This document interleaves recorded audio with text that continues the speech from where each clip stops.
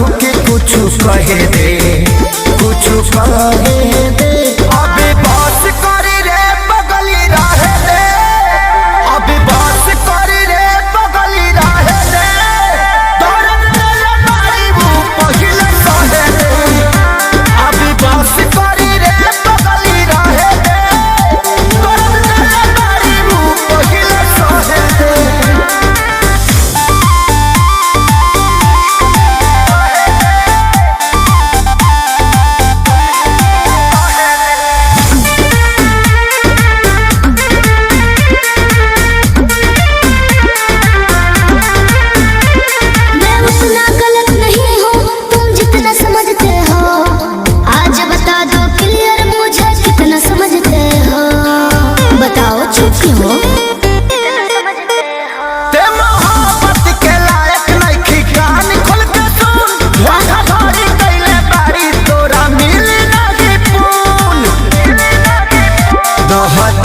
अपना लाइफ में तो कहे दे, जानू कहे दे।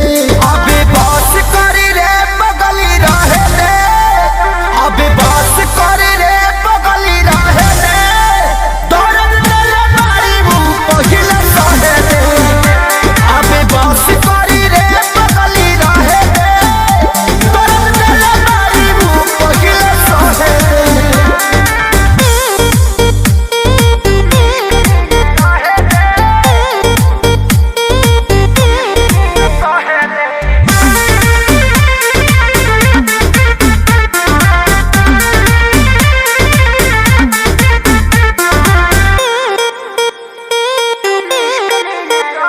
मैं कहीं रहूं पर जाना तुम पे मरती रहूंगी जी, 40% प्यार तुमसे करती रहूंगी जी, दिल के कोने में रहूंगी।